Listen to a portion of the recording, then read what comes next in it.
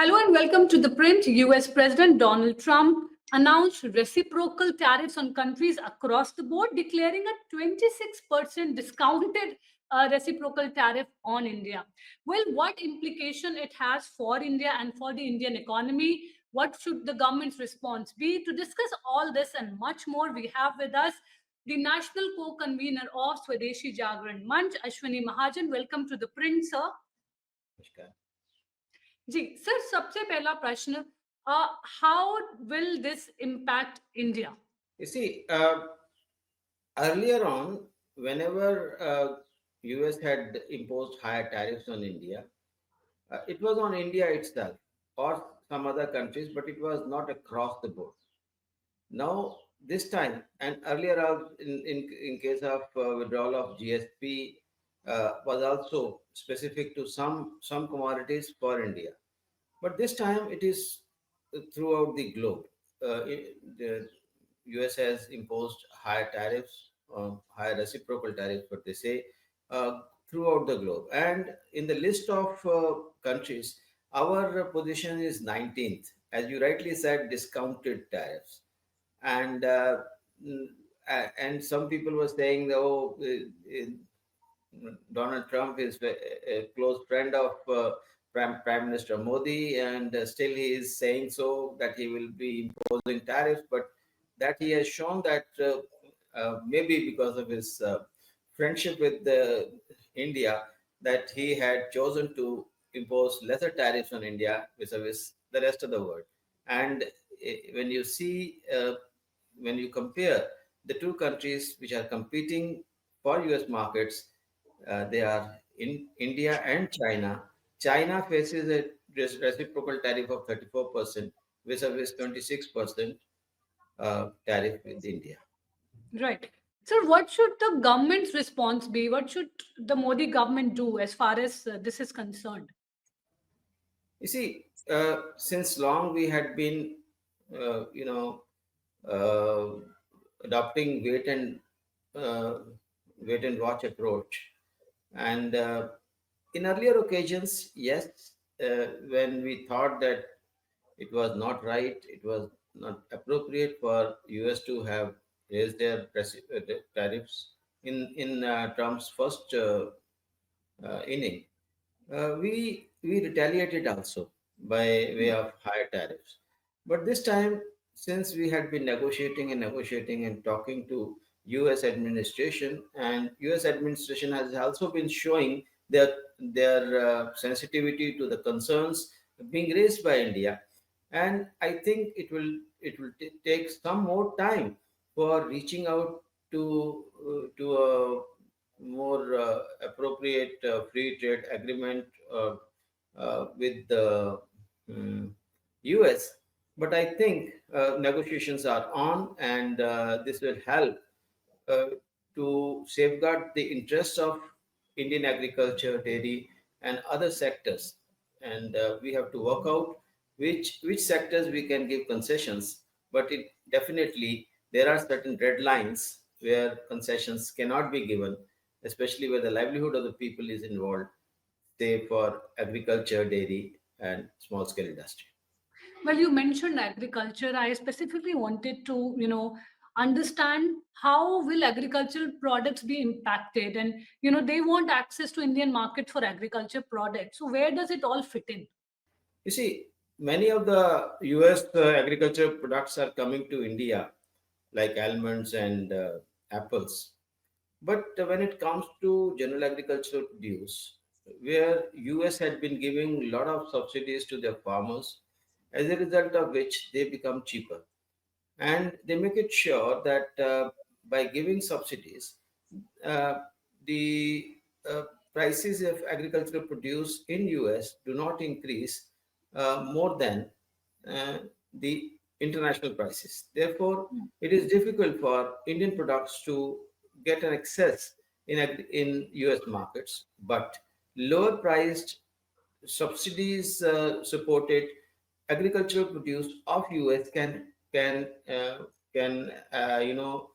get access in Indian markets, which will not be good for the Indian agricultures, the small farmers, and their livelihood. Right. So, what is this Swadeshi Jagran Manch's biggest concern with what the US is doing? You see, basically, what we feel is that we were given this assurance when WTO agreements were signed that India and other developing countries can impose higher tariffs, what we call bound rate of tariff. Higher bounds were given to India and other developing countries as a special treatment for developing countries. And US and other developed countries agreed for a lower tariffs being imposed on Indian products. And this was part of the deal was that earlier on we were imposing quantitative restrictions, what we call QRs, and also we had given go ahead for uh, trips, trims, agriculture and services agreements in GATT, which ultimately became mm, the part of the WTO. That had actually led to a loss to India and other developing countries as they were paying through their nose the amount of royalty which was negligible in 90s. Now it had gone up to approximately $17 billion. US is getting $150 billion of royalty from the rest of the world, and it is all because of the TRIPS agreement. And therefore, when it was part of the deal that we had accepted certain things, and they had uh, agreed to higher tariffs being imposed by developing countries, including India. Now it is not done. This is not good. That now they say that this you are imposing high tariffs, you are a tariff king and all. It is Hmm. not. It should not be there, and this is something where we have concerns. Right. How does our government's response, if we look at so far what all has happened, how does it square with, say, the self-reliant, philosophy of Dattopant Thengade? Where does it all fit in? You see, what we had been saying since then, that WTO as a multilateral agreement is not good for the country. And we should not enter into multilateral agreements like WTO or even plurilateral agreements like RCEP, because in such big agreements, it is very difficult to see how we are going to get benefited by the agreement. And it is difficult for negotiating also. When two countries are sitting, they can negotiate it better. And therefore, we feel that though we are not against the international trade, but what we are against is the multilateral agreements. And in these multilateral agreements, we lost, as I just mentioned, we lost in terms of trips, because it was not just the amount of royalty which we are paying, it is also impacting our public health. And therefore, what we feel is that now, since the realignment is happening, we are trying to ink free trade agreements with different countries, bilateral agreements. We must vouch for our national interests, our public health, our agriculture, our dairy, and our manufacturing sector. We should, in any case, try to give up the interests of our Indian economy. And that is possible in bilateral agreements. Right. What impact do you think it will have on the pharma sector? There's not much clarity on that. I mean, what exactly are these tariffs suggesting? Uh, Pharma has been spared in reciprocal tariffs.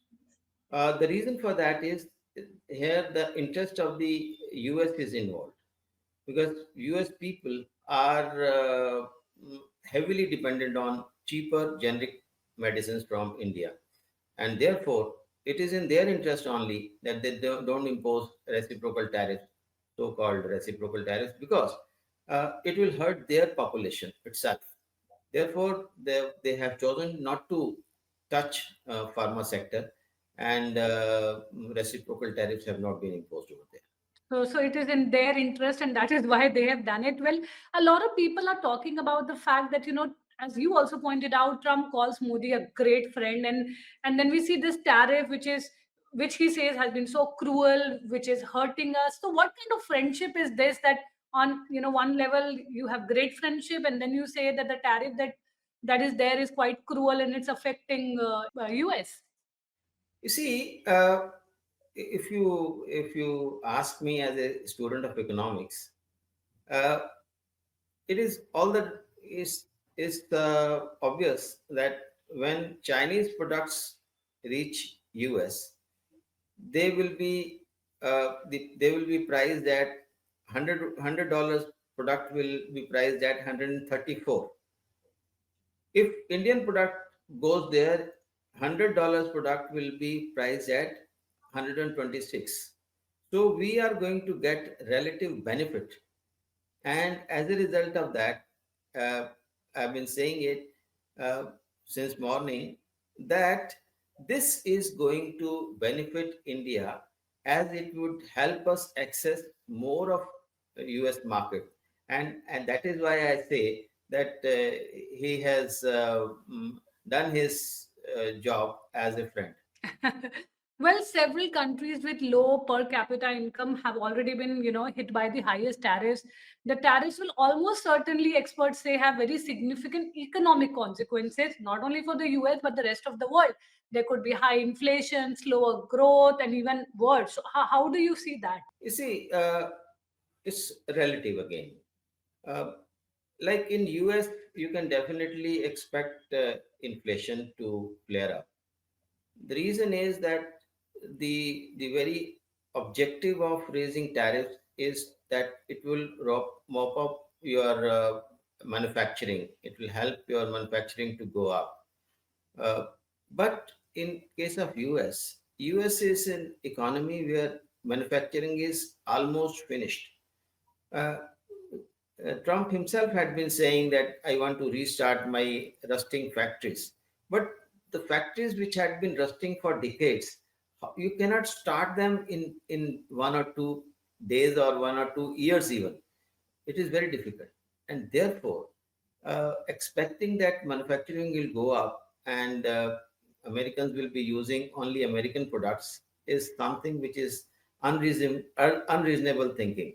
And therefore, US is going to face flaring up of inflation, and this can cause hardships to their common man, and also not just in terms of prices but also in terms of the high cost of borrowing for housing and others. Their EMIs may increase, their other payment of interest on their credit cards would also go up. It will be difficult for the common man to really uh, mm, face the consequences of higher tariffs. Right. Apparently we are learning that there is a provision that if a country would address the concerns of the US, then the Trump administration can consider reducing the duties against that nation. Is that correct? And how would that be? So, as I've said, that India is already working on the FTA with the US, and it's FTAs we have to negotiate. It takes time for negotiations, and also ultimately reaching at a conclusion. So it may take 6, 7, 8 months or even more. Uh, but US had chosen to impose tariffs before that. But I always say that there are two sets of countries. One set of countries is those which are engaging with US. They are negotiating with US and are willing to work according as per the mutual understanding. But there are countries which are not, like uh, like China is not, and India comes under the category where we are ready to negotiate, we are ready to engage. So definitely, India would have an edge over its other trading partners, other competitors uh, in U.S. markets, and this is something which is giving me some solace in this regard. So it will not be wrong to say that US is setting a relatively lower reciprocal tariff rate of 27% on Indian goods compared to say 54% on China, 46% on Vietnam, 37% on Bangladesh. So it will definitely give India sort of a natural competitive advantage in key sectors such as textile, garments, electronics. Do you think Yeah, so? yeah, it's an opportunity for India, for Indian exporters to search for new markets in US. And uh, somebody from chemical industry had told me that US China commands about 80% of the chemical markets, agrochemical market, and India has a share of 15 to 20%. But uh, with this change, our companies will get better access in US markets. The only concern Indian companies are saying is that even when they are imposing higher tariffs on China, but China government had been giving huge subsidy to their exporters, and if they continue to do so, then situation will not be that rosy for Indian exporters. But how long they can give?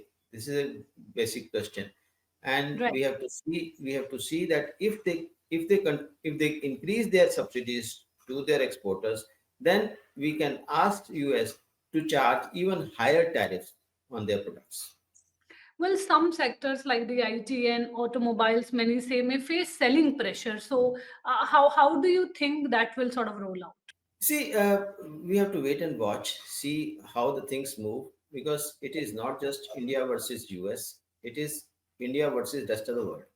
And when other countries are also engaging with India, you know, European Union never used to see eye to eye to India, but they always used to say, "Oh, we can't give you technology, especially in defense and like that." But now European Commission coming to India saying that India is a big partner. India is to become the important partner in the global value chain in defense. These are some of the changes which are occurring, and as I've just said, that US has been imposing tariffs across the board, and therefore we have to see how this is going to impact India, US, not only just India, US, India to the Europe, India to other countries, India to the Middle East, India to the Southeast. So all these our trading partners, how do they behave? How do they retaliate? How do they negotiate with US? That these things will become more clear in months to come. Right. Well, a lot of experts are also pointing out that these tariffs could not impact Indian businesses in general, but the sectors with high exposure to the US markets in specific. As I just said, generally, though obviously it is not going to impact, but even the sectors which are having exposure in the US markets, again there is a relative thing which is working. If in US China is facing high tariffs as compared to India, definitely India will be a gainer in this case. And but we have to wait and watch, see how China behaves, how China retaliates, how other countries retaliate, and then the picture will be more clear. So now today it is the first uh, move by Trump. Now other moves in this chess are yet to come. So you think that we should wait and assess how other countries are sort of responding, and our strategy should also take into account all that. We should not preempt anything. We need to wait and watch. And I think Indian leadership is doing the same thing. And what would the overall impact of this would be on the economy, the larger picture, the macro picture? You see, in 2020, we started with the Atmanirbhar Bharat mission. Hmm. And we have an objective of reaching at a level of the developed countries by 2047. We India to become a developed country by 2047. And in this, I think the new churning which is happening globally is going to benefit India in several ways, because we had been improving our production capacity. We have been improving our manufacturing, our innovation, and everything related to manufacturing. And we have been giving huge amount of the production linked incentive, and that has helped us improving the productive capacity in India. You look at APIs, we have started producing APIs once again. Look at the electronics, and even laptops are being manufactured in India. Mobile phones are being exported globally. We are masters in space. We are already working very good in digitization. In defense also, we are doing good. So we have the global markets to look at, and with new churning happening, we will definitely be able to assess more and more of global markets, and that would take our journey to the Viksit Bharat by 2047. Well, one last question. What would your, the SGM's advice will be to the government? How should they approach this issue? You see, government is doing or moving in the right direction, but always to be extra sure, we always tell the government, and we have passed resolution also in this regard in our Raipur National Council meeting, that in any case we should not, in any case, reduce tariffs for US in agriculture and dairy and the goods which are coming from the small scale sector. We have to protect their interests, and that is very important for the livelihood of the people, for employment, and for the general well being in the country. And that is the only advice which we are giving to the government. Otherwise, while reaching at the international agreements, government have got more data, more understanding, but agriculture, dairy, and so are and small scale sector, these are the red lines which should not be crossed. So we need to protect their interest. Yeah. Yeah. Well, thank you so much, Mr. Mahajan, for sharing your views with us. And thank you so much for your time. Thank you.